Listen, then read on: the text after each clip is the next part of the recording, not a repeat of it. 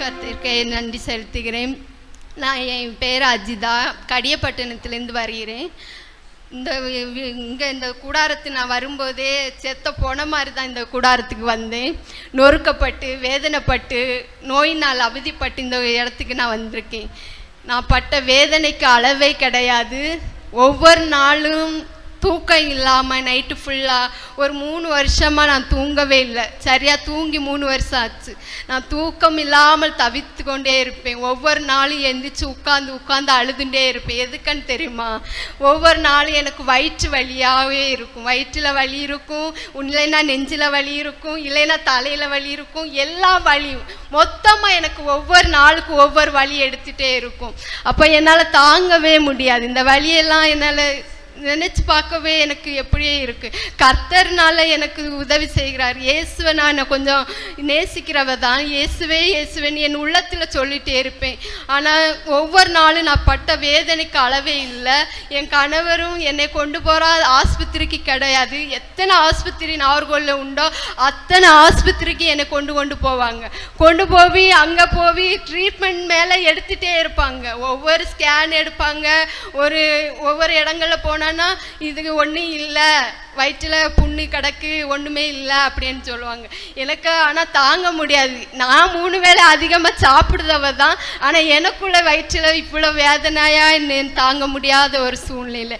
இப்போ என்னால் தாங்க முடியல. ஒவ்வொரு நாளுக்கும் நெஞ்சு ஆஸ்பத்திரி கொண்டு போய் நெஞ்சுக்கு ஸ்கேன் எடுத்து பார்க்க, அங்கே உள்ள டீப்பெல்லாம் விட்டு பார்ப்பாங்க. அப்போ ஒன்றும் இல்லை, வெறும் புண்ணு தான் கிடக்குன்னு சொல்லுவாங்க. அடுத்து திருப்பி பார்த்தானா காது கேட்காது, காதுலேருந்து நீர் வடியும். அங்கே காது டாக்டர்கிட்ட போனா காதில் ஒன்றுமே இல்லை, ஓட்டை கிடக்கு அப்படின்னு சொல்லுவாங்க. அங்கேருந்து இங்கே வீட்டுக்கு வந்தானா திருப்பி வந்து எனக்கு நெஞ்சுக்குள்ள ஒரு அடைப்பு மாதிரி வரும். கொஞ்ச நாளாகவே ஒரு 2 வருஷமாகவே ஒரு இழுப்பு மாதிரி இந்த கால் இந்த கையையும் இழுத்து கொண்டே இருக்கும். எது சாப்பிட்டாலுமே அப்படி தான் நடக்கும். என்ன சாப்பிட்டாலுமே நெஞ்சுக்குள்ளே ஒரு அடைப்பு மாதிரி வந்து ஒரு மாதிரி எனக்கு உயிரை போன மாதிரி இருக்கும். அப்படி நான் கஷ்டப்பட்டு இருக்கேன். அந்த நேரத்தில் என்ன சாப்பிட்டாலும் இந்த இறைச்சியோ ஆகாரமோ காய்கறிகளோ எது சாப்பிட்டாலுமே எனக்கு நெஞ்சுக்குள்ளே ஒரு அடைச்ச மாதிரியே ஒரு மாதிரி வந்துடும். அந்த நேரத்தில் வரும்போது காலும் கையும் இழுத்துட்டு ஒரு மாதிரி வந்திருக்கேன். என் கணவர் ரொம்ப பயந்தாக ஃபஸ்ட்டு நான் வரும்போது.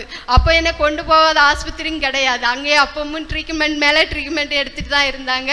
என்னை சரி பண்ண முடியலை. திருப்பி என்னை வீட்டுக்கே கொண்டு வந்துட்டாங்க. அப்புறம் வீட்டில் வழக்கமாக வந்துட்டே இருந்துச்சு. அவங்க அதை சரி வாரது தானே அப்படின்னு நினச்சிட்டு அப்படியே விட்டுட்டாங்க. ஏன்னா அது ஆஸ்பத்திரியில் கொண்டு போனால் கண்டுபிடிக்க முடியாது. ஏன்னா தலையிலெல்லாம் எடுத்து பார்த்தாங்க, ஒரு இது இல்லை, நரம்பில் ஒரு பாதிப்பு இல்லை, ஒன்றுமே இல்லை, உடம்புல ஒரு பாதிப்பு இல்லை. ஆனால் ஏன் இப்படி ஆகுதுன்னு எனக்கு தெரியலன்னு டாக்டரே சொல்லுவாங்க. எங்களுக்கும் அப்படின்னு தெரியல. தெரியாமல் இருந்த நேரத்தில் தகப்பன் ஒவ்வொரு நாளும் நாங்கள் வேதனைப்பட்டுட்டு தான் இருந்தோம். என் கணவர் ரொம்ப வேதனைப்பட்டிருக்காங்க என்னை குறித்து. ஏன்னா திருமணம் முடிஞ்சதுலேருந்து ரொம்ப கஷ்டம்தான். திருமணம் முடிஞ்சதுலேருந்து என்னை கொண்டு போகாத ஆஸ்பத்திரியும் இல்லை, எத்தனை இதுலேயும் கூட்டிட்டு போயிருக்காங்க. எனக்கு திருமணம் முடிஞ்ச 5ஆவது நாளுக்கு விருந்துக்கு வீட்டுக்கு போயிருந்தேன். அப்போ எனக்கு ஒரு மாதிரி வந்தால அப்போ எனக்கு பேய் பிடிச்சான்னு நினச்சி நிறைய அந்த இந்து தெய்வத்துங்க அந்த இதுக்கு வழிபாடுக்கு கொண்டு போனாங்க. அங்கே கொண்டு போய் கையில் காப்பு எல்லாம் கட்டி கொண்டு வருவாங்க. அந்த மந்திரவாதியெல்லாம் கூட்டிட்டு வந்து வீட்டில் ஏதோ பூஜை செஞ்சு அங்கே எனக்கு கயிறு காப்பெல்லாம் கட்டுவாங்க. ஆனால் அந்த காப்பும் கயிறு எனக்கு ஒரு நாள் தான் தங்கும், மறுநாள் கீழே அவுந்து விழுந்துரும். அப்படி என் வாழ்க்கை இருந்தது. புதுசுனால கணவர் ஒன்றும் சொல்லலை. ஆனால் குடும்பத்தில் உள்ளவங்க என்னை ரொம்ப வேதனைப்படுத்தினாங்க. அதில் அவங்க அக்கா தங்கச்சி வேதனைப்படுத்தலை, அவங்க எங்கள் மைனி தான் வேதனைப்படுத்திருக்காங்க. எப்படின்னா இந்த நோயாளியை கெட்டு கொடுத்துட்டோம், பேய் பிடித்தவளை கெட்டு கொடுத்துருக்கு அப்படின்ட்டு ரொம்ப கஷ்டப்படுத்தினாங்க. எனக்கு ரொம்ப வேதனையாக இருந்தது அந்த நேரம். அப்போ என்ன செய்ய முடியும்னு தெரியல. நான் கணவர்கிட்ட சொல்லேன், நீங்கள் என்னை விட்டு போங்க வேண்டாட்டா அப்படின்னு சொல்லுவேன். ஆனால் எங்கள் கணவர் சொல்லுவாங்க, நான் ஒன்றும் சொல்லலையே, ஒன்றையே என் உறவினர் சொன்னாலும் நான் ஒன்றும் சொல்ல மாட்டேன் அப்படின்னு சொல்லி என்னை ஆதரப்படுத்தி என்னை ஏற்றுக்கொண்டாங்க. அந்த நேரம் ஏற்றுக்கொண்டு கொஞ்ச நாள் அப்படியே கடந்து போச்சு. அது பிறகு மூத்த மக பிறந்தா. எனக்கு ஃபர்ஸ்ட் மக பிறக்கும்போது அப்பவும் அந்த மகளோட ரொம்ப வேதனைப்பட்டேன். மகளை வைத்து என்னை வயிற்றில் நீர் சத்து கிடையாதுன்னு சொன்னாங்க. நீர் சத்து இல்லைன்னு ஆப்ரேஷன் பண்ணும்போது அந்த மகளுக்கு ரொம்ப ஆபத்தில் இருந்தா. அவளையும் ஆஸ்பத்திரியில் கொண்டு போயிட்டே இருந்தாங்க. ஜெயநகர் ஆஸ்பத்திரி கொண்டு போய் அங்கே ட்ரீட்மெண்ட் எடுத்து பிள்ளைய சரி பண்ணி வீட்டுக்கு கொண்டு வந்துட்டாங்க. ஆனால் வீட்டில் கொண்டு வந்த பிறகு நான் என் பிள்ளையை தூக்க மாட்டேன். என் பிள்ளையை எனக்கு தெரியவே செய்யாது. என் பிள்ளைக்கு நான் பால் கொடுத்ததில்லை, என் பிள்ளை தூக்குனது கிடையாது, அவளை நான் தாலாட்டு பாடினது கிடையாது, எதுவுமே செஞ்சது கிடையாது. என் உறவினர்கள் எல்லாரும் பார்த்துருக்காங்க. எனக்கு 8 மைனி மருவா. எங்கள் ஹஸ்பண்டுக்கு 12 பேர், ஆனால் 8 பொம்பளை பிள்ளைங்க. அவங்க எல்லாரும் என்னை ரொம்ப பார்த்துக்கிட்டாங்க. என் பிள்ளையை பார்த்துக்கிட்டது, என் பிள்ளைய எல்லா தேவைகளையும் அவங்க சந்தித்தாங்க. அந்த நேரம் எனக்கு ஒன்றுமே தெரியாது. ஆனால் என்னை கொண்டு போய் எங்கே கொண்டு போனான்னா ஒரு மெண்டல் ஆஸ்பத்திரி, மனநிலை பாதிக்கப்பட்ட ஆஸ்பத்திரியில் கொண்டு போனாங்க, தூத்துக்குடியில். அங்கே கொண்டு போன போது அங்கேருந்து ட்ரீட்மெண்ட் எல்லாம் எடுத்து சரியாயிட்டேன், சரியாகவே வந்துட்டேன்.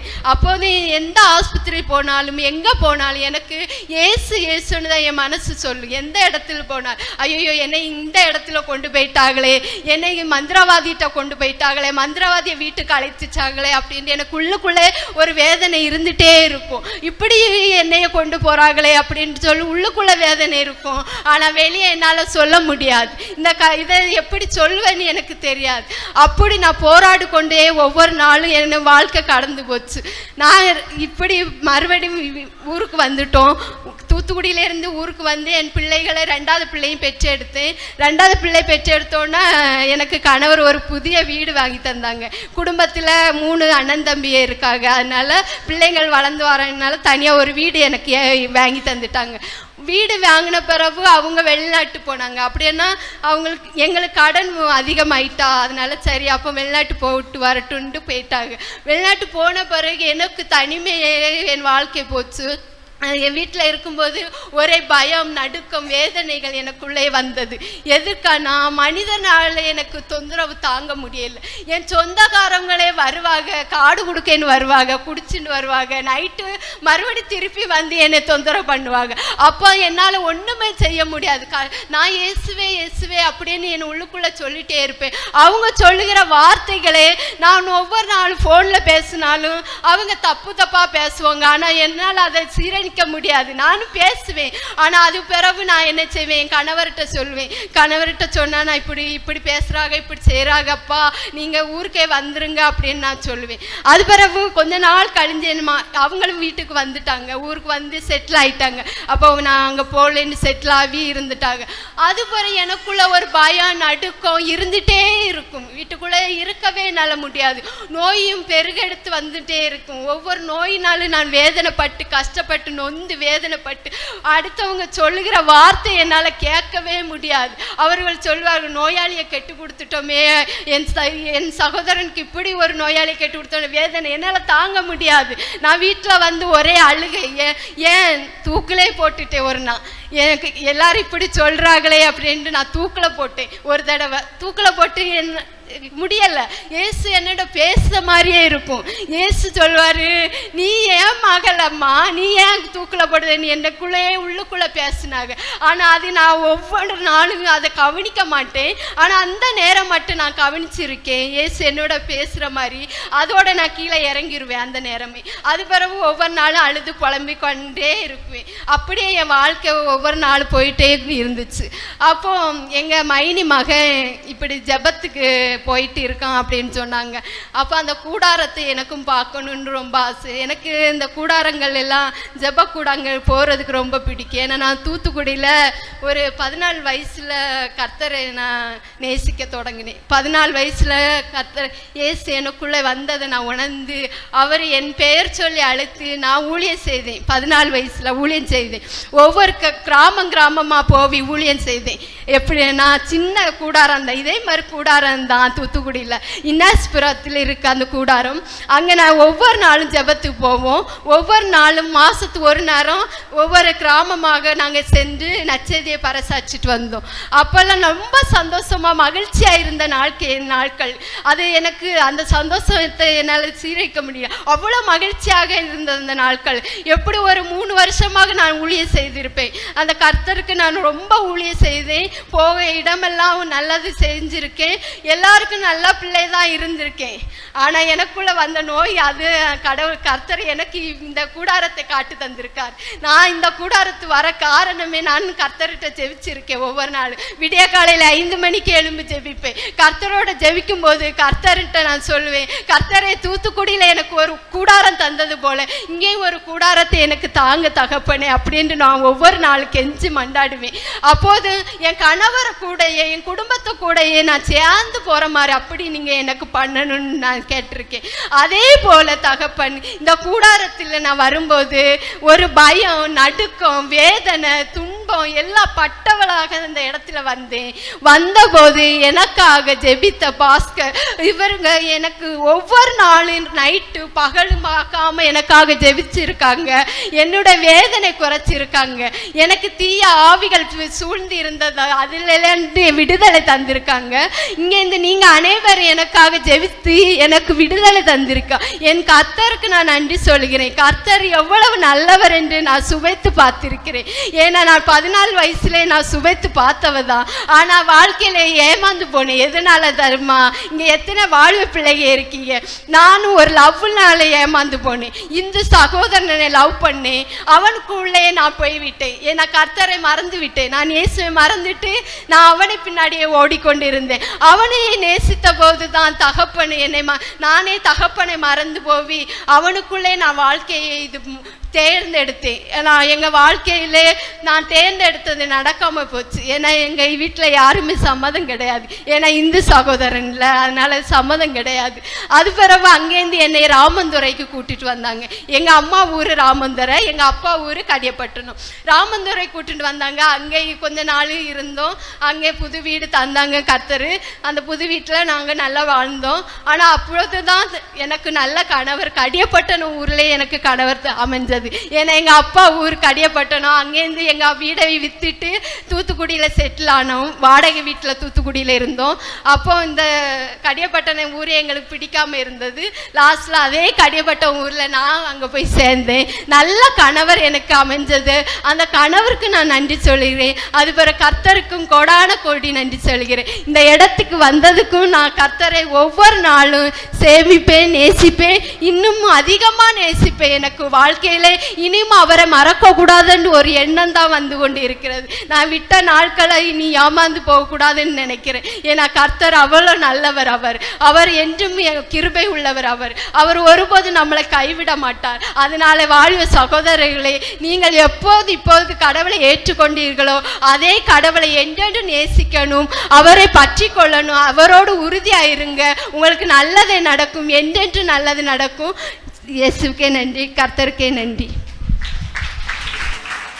பிரைஸ் தி லார்ட், ஹல்லேலூயா.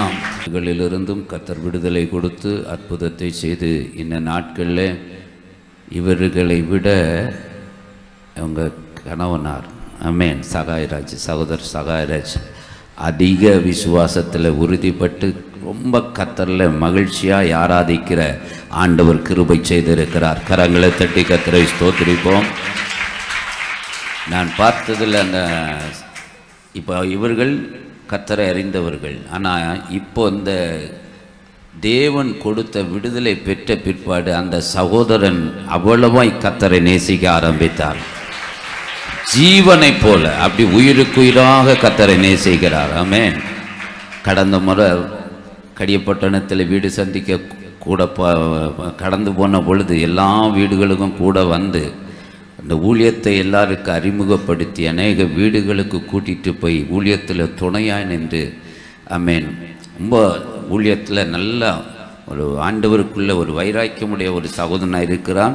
அது மாத்திரமல்ல, ஒரு அற்புதமான சாட்சி. இது மகா பெரிய ஒரு அற்புதமான சாட்சி. இன்றைக்கி அவங்க மகிழ்ந்து களிகூர்ந்து கொண்டு இருக்கிறது. இந்த 3 ஆண்டுகள் அவங்க வடித்த கண்ணீருக்கு மேலாக இந்த 4வது ஆண்டு தான் அவருடைய வாழ்க்கையில் அவர்கள் சந்தோஷமாய் கர்த்தரிலே மகிழ்ந்து கொண்டிருக்கிறார்கள். அல்லேலூயா, அல்லேலூயா.